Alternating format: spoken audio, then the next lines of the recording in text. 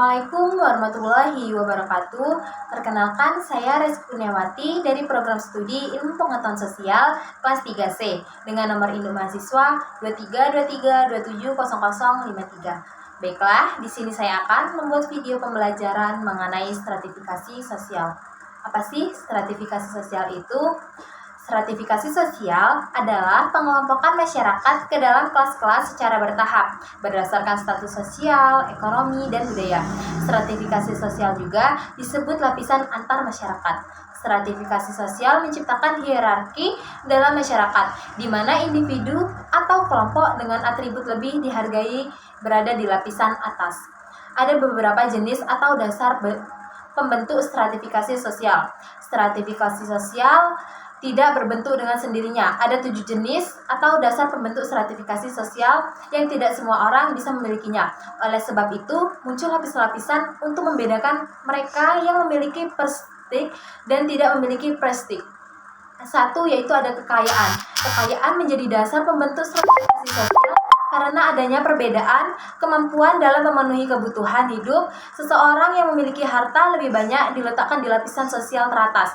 Sebaliknya, seseorang yang tidak berkecukupan akan diletakkan di lapisan paling bawah. Yang kedua itu ada kekuasaan. Kekuasaan menjadi dasar pembentuk stratifikasi sosial karena tidak semua orang bisa menduduki jabatan yang sama.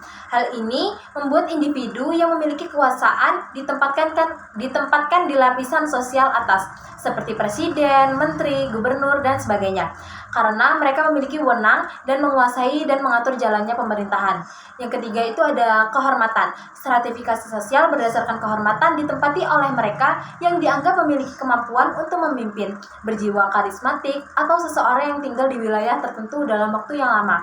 Contohnya, pemuka adat. Mereka mempunyai pengaruh yang kuat dalam kehidupan bermasyarakat. Yang keempat itu ada keturunan. Stratifikasi ini diperoleh secara turun-temurun, atau dengan kata lain hanya bisa didapatkan melalui kelahiran atau perkawinan dengan status individu yang dibawa sejak lahir. Contohnya Pangeran William yang merupakan cucu dari Ratu Elizabeth II atau keluarga konglomerat. Yang kelima itu ada pendidikan. Apakah kamu sadar bahwa pendidikan merupakan salah satu cara untuk meningkatkan status sosial? Dengan menempuh pendidikan tinggi, kamu dapat memperoleh penghasilan yang lebih besar, sehingga taraf hidup kamu pun ikut naik. Yang keenam itu ada status sosial. Stratifikasi berdasarkan status sosial dilihat dari hak dan kewajiban individu dalam masyarakat.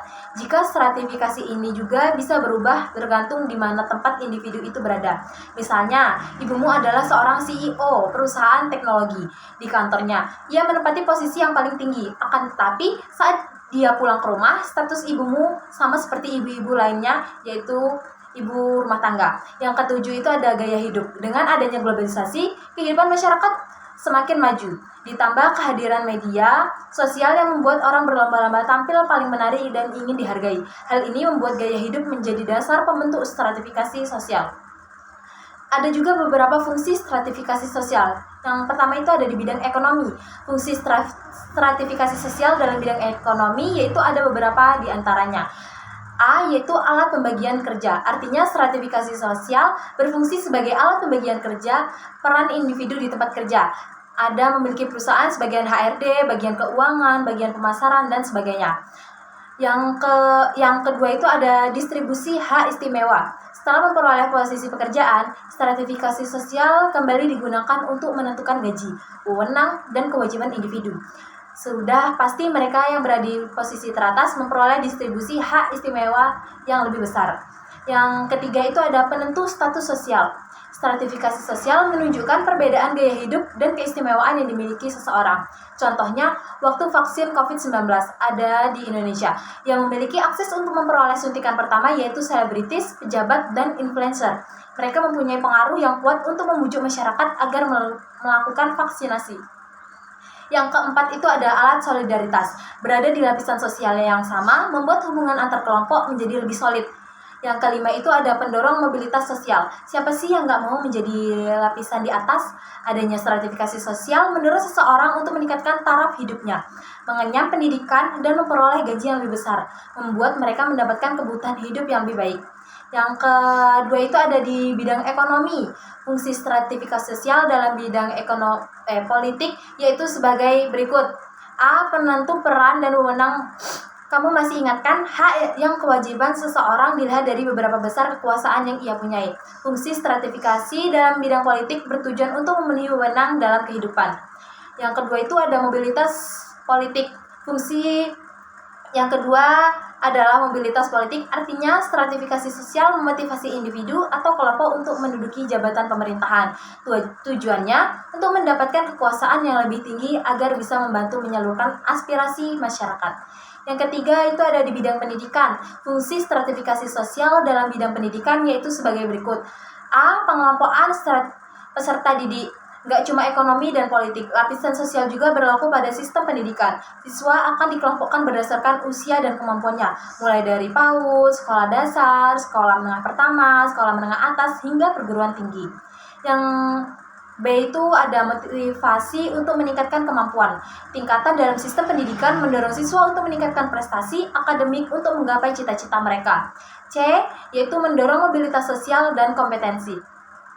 Untuk bisa masuk ke sekolah dan perguruan tinggi ternama, siswa harus berusaha keras dalam belajar. D, yaitu menyatukan kedudukan individu. Mereka yang berpendidikan tinggi lebih dipandang daripada mereka yang berpendidikan rendah, terlebih di beberapa daerah yang tidak semua penduduknya memiliki akses pendidikan ke dalam perguruan tinggi. Ada juga sifat-sifat stratifikasi sosial. Terdapat 3 sifat stratifikasi sosial menurut Sujono Sukanto, yaitu yang pertama ada stratifikasi terbuka atau open-ended social stratification. Stratifikasi sosial terbuka memungkinkan anggota di tiap lapisan untuk dapat dipindah posisi ke atas atau social climbing atau ke bawah social skinking.